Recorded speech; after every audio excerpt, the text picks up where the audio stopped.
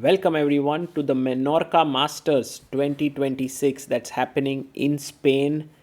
We have Grandmaster Nihal Sarin entering in. It's a big tournament that's happening in this place, and Nihal is currently leading there. And Nihal is like, "Oh, I'm black." Gukesh was like, "Hey, I don't want to play twice with black pieces. I already played against you once." And Nihal had won a beautiful game there. He completely outplayed Gukesh, but now Gukesh will try to get his revenge here, and the players are ready. A handshake here, and Gukesh calmly adjusts all his pieces. Now, Nihal Sarin is currently on 4.5 points. He is in joint lead out of 7 rounds. He's in joint lead with Ruslan Ponomaryov, while Gukesh is on 3.5 points. And with 3 rounds to go, there's everything to play for. Gukesh opens the game with pawn to e4. Nihal takes his time. The time control here is 30 minutes plus 10 seconds increment per move. Okay, let's see how Nihal plays here.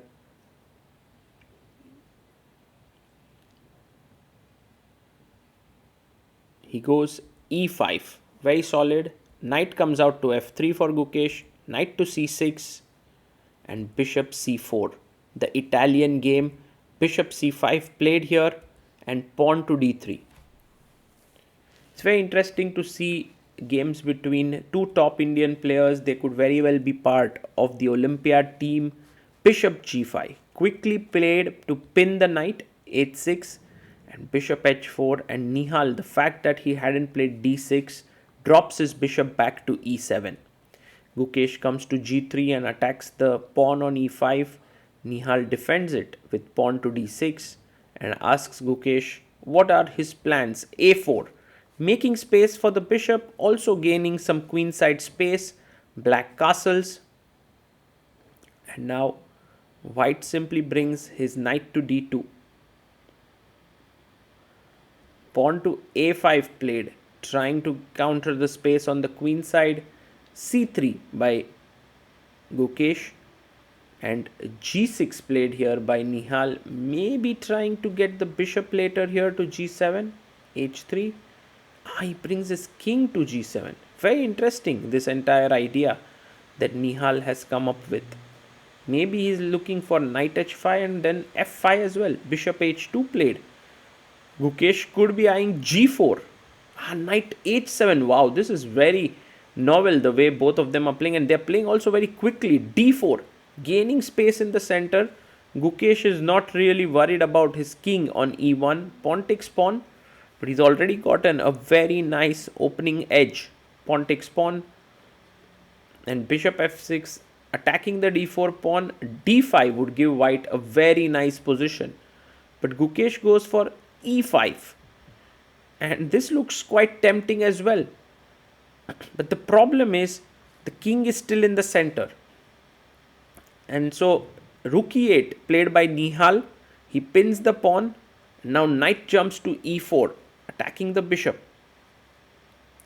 If d, I think d seems like the most natural move. He takes, because if you take back d, then I simply take back knight e5, and I'm better because knight f3 comes with a check. So knight f6, knight to f6, taken by Nihal. Pawn takes pawn. Gukesh trades here. Queen takes d1 comes with a check, very important. Rook takes, and knight d7. Now there are 3 attackers on the pawn, so you have to be careful. Bishop b5 played, so that if you take, the rook is hanging here on e8. Nihal goes knight b6, a nice move, opening up the bishop to come out. I think castles should be fine. It's roundabout even this position. But Gukesh goes knight d2. Slightly surprising move. He's trying to control the c4 square here. Bishop to e6 played. Looking in this direction. castles played by white. And rook to d8. Now eyeing on the d file. He goes knight to e4. Jumping here on c5 could be interesting, but Nihal jumps in with his knight to d4. He's looking at all these squares on e2, b3, c2. The knight jumps attacking the bishop and the pawn on b7. Rook d5 played. So that if knight takes e6, you have fe6, which is very good. If knight takes b7, then knight takes b5, pawn takes, and rook takes b5 with a better position, as b2 is weak and the a pawn is strong. He goes b3.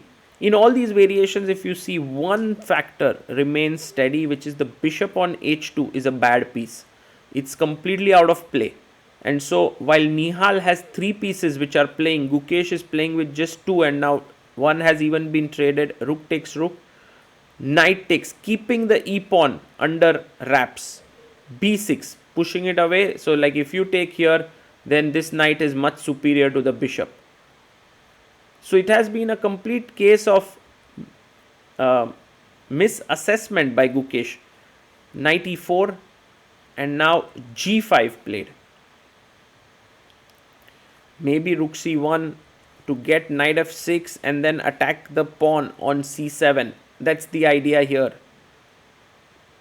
Let's see how Nihal Sarin continues.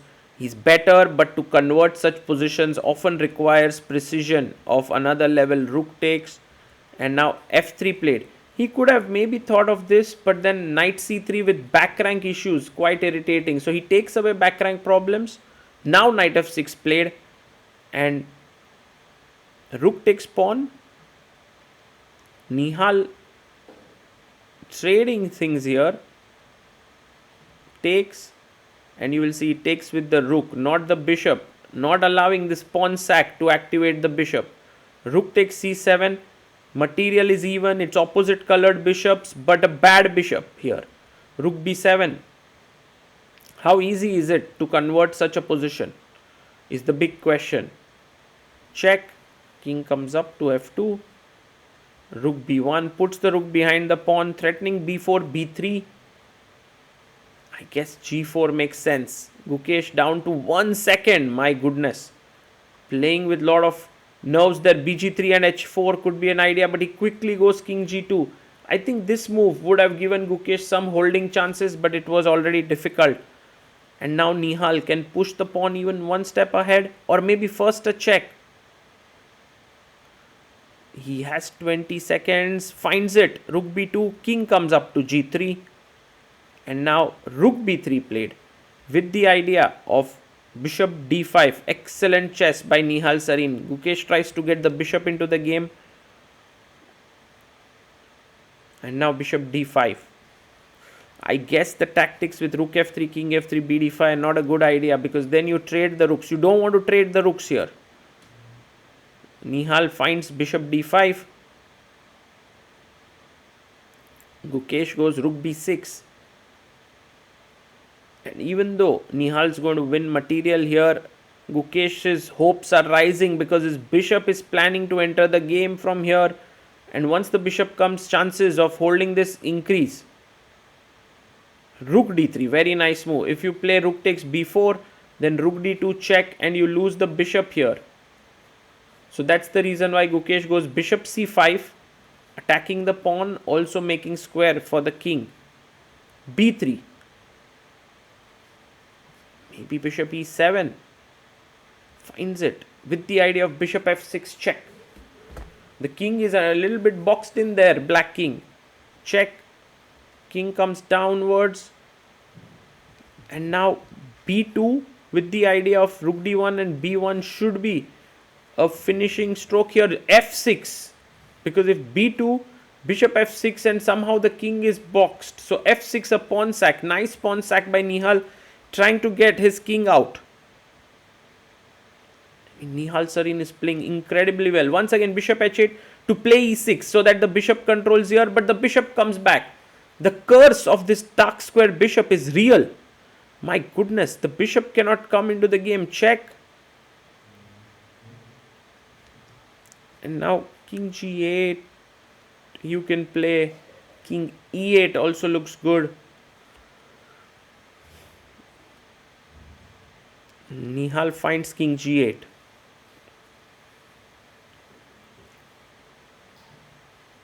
Check. King h7.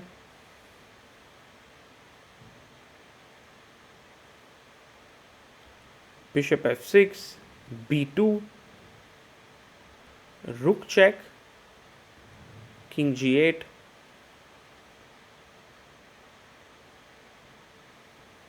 And resigns there.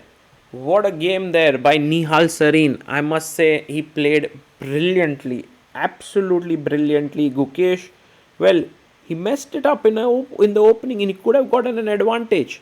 After the first few moves of the opening, he played it well. But then instead of d5, he pushed e5. And since then, the way Nihal played this game was just brilliant.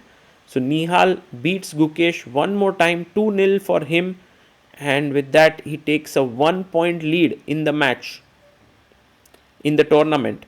And Gukesh on 3.5, Nihal is on 5.5 points out of 8, and Gukesh will be looking to finish this strongly in the last 2 rounds. Looks at the other games, and then there you see him watching Dominguez versus Richard Rapport. In that one, it ended in a draw. Meanwhile, Hari Krishna got the better of Ruslan Ponomaryov. A beautifully organized tournament by Menorca. This is a place where they have an open tournament also running, but I guess it's amazing that they have now introduced a Masters section as well. And Gukesh, there he leaves the playing venue, and we hope that you like this game. We'll be back with more games from the event.